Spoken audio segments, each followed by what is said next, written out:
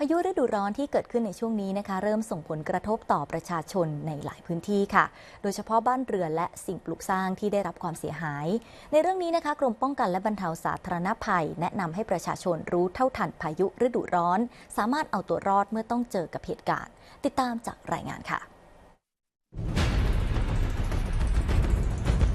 แม้ประเทศไทยจะเข้าสู่ฤดูร้อนอย่างเป็นทางการแล้วแต่ความกดอากาศสูงหรือมวลอากาศเย็นกำลังปานกลางแผ่ลงมาปกคลุมภาคตะวันออกเฉียงเหนือตอนบนและทะเลจีนใต้ในช่วงนี้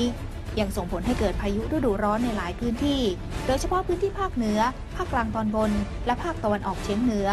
ซึ่งล่าสุดทำให้บ้านเรือนของประชาชนได้รับความเสียหายแล้วมากกว่า200หลังคาเรือนนอกจากการรับฟังประกาศเตือนและติดตามข่าวสารอย่างใกล้ชิดที่จะทำให้ประชาชนเตรียมความพร้อมรับมือกับพายุฤดูร้อนแล้วการรู้เท่าทันและเอาตัวรอดเมื่อเกิดเหตุการณ์ขึ้นเป็นสิ่งจำเป็นที่ทุกคนต้องเตรียมพร้อมกรมป้องกันและบรรเทาสาธารณภัยหรือปภ.ในฐานะหน่วยงานที่ดูแลความปลอดภัยของประชาชนจากภัยพิบัติได้แนะนำการปฏิบัติของประชาชนในพื้นที่ที่เสี่ยงต่อการเกิดพายุฤดูร้อนเริ่มตั้งแต่การติดตามพยากรณ์อากาศและปฏิบัติตามคำแนะนำอย่างเคร่งครัดขณะเดียวกันต้องหมั่นตรวจสอบอาคารบ้านเรือนให้อยู่ในสภาพแข็งแรงโดยเฉพาะประตูหน้าต่างและหลังคาบ้านรวมถึงใช้วัสดุก่อสร้างที่แข็งแรงทนทานและติดตั้งสายล่อฟ้าพร้อมจัดเก็บสิ่งของที่ปลิวลงได้ในที่มิดชิดป้องกันสิ่งของถูกพายุพัดเสียหายหรือได้รับอันตรายจากการถูกสิ่งของพัดกระแทกรวมถึงปรับปรุงสิ่งปลูกสร้างบริเวณรอบบ้านให้อยู่ในสภาพปลอดภัยแต่หากประชาชนอยู่ในพื้นที่แจ้งหากเกิดพายุฤดูร้อนปภ.ได้แนะนำให้อยู่ห่างจากสิ่งปลูกสร้างที่ไม่มั่นคงแข็งแรงอาทิต้นไม้ป้ายโฆษณาเสาไฟฟ้าเพื่อป้องกันการถูกล้มทับไม่อยู่บริเวณพื้นที่โล่งแจ้งอาทิสระน้ำสนามกอล์ฟทุ่งนาเพราะเสี่ยงต่อการถูกฟ้าผ่ารวมถึงการไม่อยู่ใกล้วัตถุที่เป็นสื่อนำไฟฟ้าอาทิรางรถไฟเพิงสังกะสีเพราะเพิ่มความเสี่ยงต่อการถูกฟ้าผ่า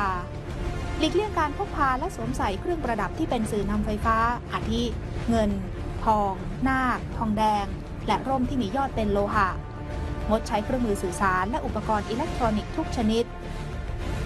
ส่วนกรณีที่ประชาชนอยู่ในรถยนต์ให้จอดรถในบริเวณที่ปลอดภัยห่างจากต้นไม้ป้ายโฆษณาเสาไฟฟ้าที่เสี่ยงต่อการถูกล้มทับปิดประตูและกระจกให้สนิทเพื่อป้องกันอันตรายจากฟ้าผ่าไม่สัมผัสส่วนที่เป็นโลหะเพื่อป้องกันกระแสไฟฟ้าไหลผ่านตัวถังรถลงสู่พื้นดินซึ่งทำให้ได้รับอันตรายทั้งหมดนี้คือการเตรียมพร้อมรับมือรู้เท่าทันกับการปฏิบัติตนเมื่อเกิดพายุฤดูร้อนซึ่งจะช่วยลดความเสี่ยงของประชาชนไม่ให้ได้รับอันตรายกับการดำเนินชีวิตในช่วงที่เกิดภัยพิบัติ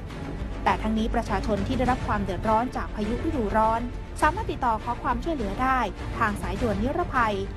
1784ตลอด24ชั่วโมงเพื่อประสานให้การช่วยเหลือโดยด่วนที่สุด